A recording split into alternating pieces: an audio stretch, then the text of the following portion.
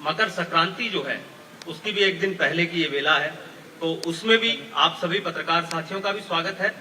और लगातार जिस तरीके से बात की जाती है,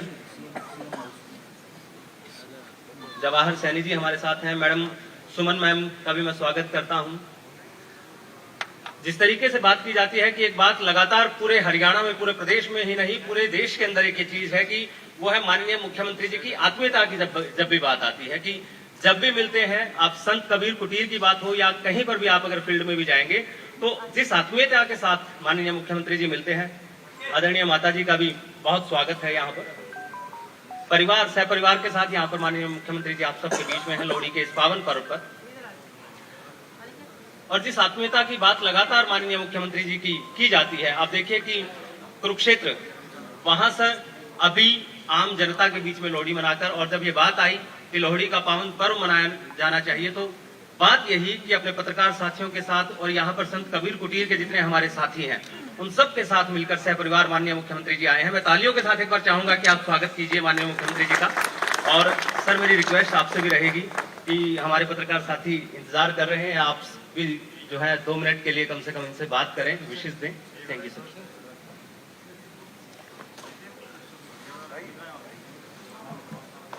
थैंक यू। आप सबको लोहड़ी महापर्व और मकर संक्रांति की बहुत बहुत बधाई, शुभकामनाएं। आज का ये पर्व हम सब के लिए मंगलमय हो, ऐसी परमपिता परमात्मा से मैं प्रार्थना करता हूँ। सुबह से ही कई कार्यक्रमों में था। सबसे पहले तो हमारा प्री बजट को लेकर के कंसल्टेशन यूथ के अंदर कुरुक्षेत्र यूनिवर्सिटी में था, तो वहाँ पर युवाओं ने जब पता चला कि आज लोहड़ी का पर्व है, और सभी युवाओं ने सुबह ही वहाँ लोहड़ी के पर्व को मनाया। और फिर लाडवा में वहाँ पर पहले से आयोजित कार्यक्रम था। अब आप सब लोगों के साथ इस पर्व के बीच में शामिल होने का मुझे मौका मिला है।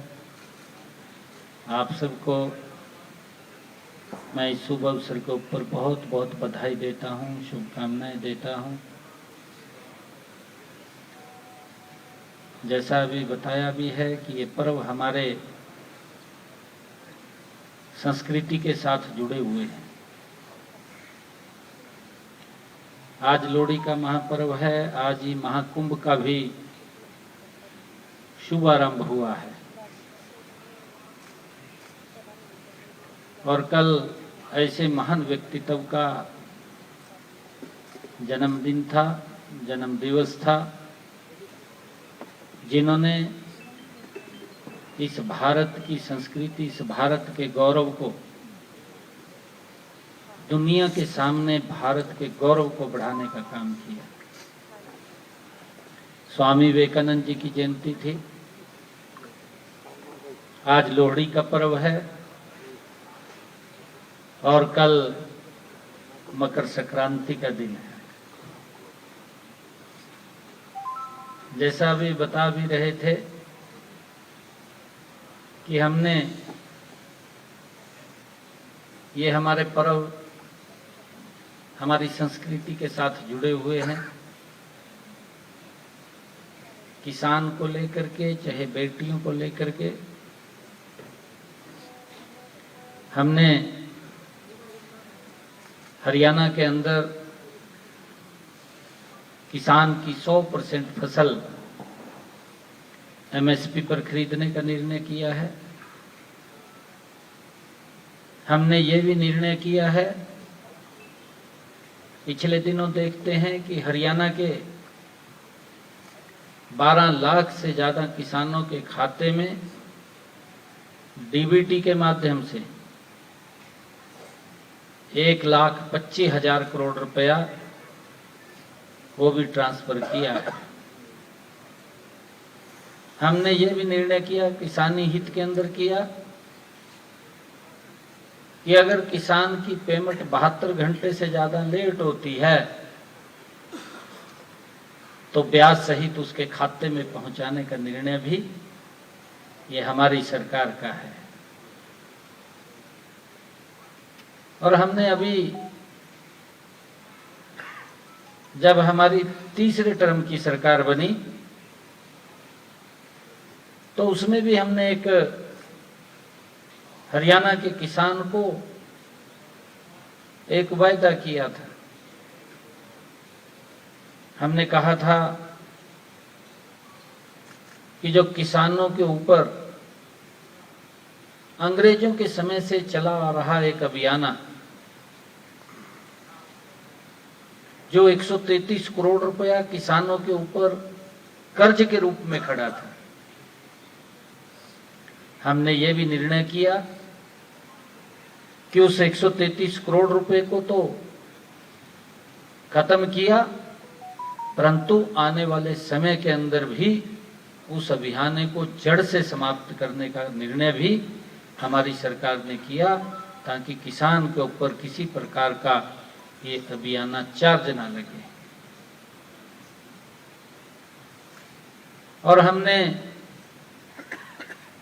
अभी पिछले दिनों ये भी निर्णय किया कि जो हमारा पट्टेदार किसान था, क्योंकि लिटिगेशन के अंदर कोर्ट के चक्कर काटता रहता था, हमने निर्णय किया कि हमने उस किसान को बचाना है। लंबे समय से, क्योंकि उस जमीन के ऊपर वो काश्त तो कर रहा था परंतु उसको मालिकाना हक नहीं था। हमने ये निर्णय किया और विधानसभा के अंदर हमने इसके ऊपर एक्ट लेकर के आए, बिल लेकर के आए। हमने ऐसे किसानों को, जो पट्टेदार किसान था, उनको मालिकाना हक देने का निर्णय भी हमारी सरकार ने किया है। किसान हित के अंदर एक से बढ़कर के एक फैसला, चाहे किसान को भावांतर भरपाई देने की बात हो, बाजरे के ऊपर भावांतर भरपाई देने की बात हो, सब्जी की फसल के ऊपर भावांतर भरपाई देने की बात हो। अभी पिछले दिनों आदरणीय प्रधानमंत्री नरेंद्र मोदी जी ने जब हरियाणा के अंदर बीमा सखी योजना में आए थे, उन्होंने हॉर्टिकल्चर यूनिवर्सिटी का शिलान्यास किया। मेरे हरियाणा के किसान को उसका बड़ा लाभ मिलने वाला है। हमारा हॉर्टिकल्चर का किसान, हम प्री बजट के अंदर भी जब किसानों से हम चर्चा कर रहे थे, उनके सुझाव ले रहे थे, उसमें भी उन्होंने अच्छे सुझाव इसमें दिए हैं, जिसका कि लाभ हरियाणा के किसान को मिलेगा। बेटी बचाओ बेटी पढ़ाओ अभियान के तहत आदरणीय प्रधानमंत्री जी ने जो आह्वान किया था, बहुत सारी योजनाएं बेटियों के लिए चलाई हैं। हम देखते हैं 2014 से पहले जो लिंगानुपात था वो लगभग 816 के करीब था, 816 से भी नीचे था, परंतु देखते देखते वो 925, 915, 920 तक वो चला गया। बड़ी इसके एक मिशन मोड के अंदर काम किया। और ये सारे पर्व हमारे, मैंने जो कहा है कि ये संस्कृति का हमारे आधार हैं,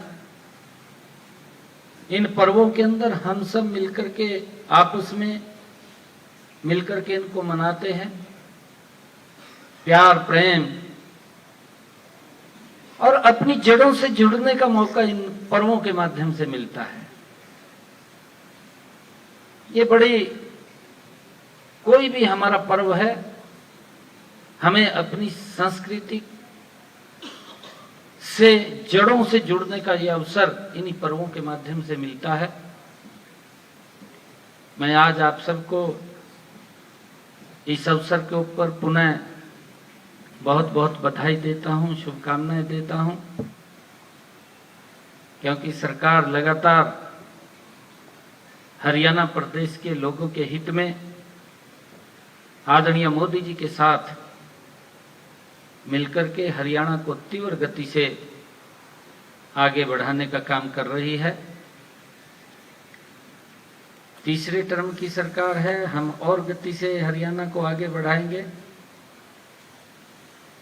मुझे खुशी है कि आज लोहड़ी के इस पर्व के ऊपर संत कबीर कुटीर में आप सब के साथ आज मुझे भी मनाने का अवसर मिला है। आप सबको मैं बहुत बहुत बधाई देता हूं, शुभकामनाएं देता हूं। बहुत बहुत धन्यवाद आप सबका। धन्यवाद माननीय मुख्यमंत्री जी। और नवक्रम नव संचार का जो युग 2014 में हरियाणा में शुरू हुआ, उसी को आगे बढ़ाते हुए और 5 तत्व हमारे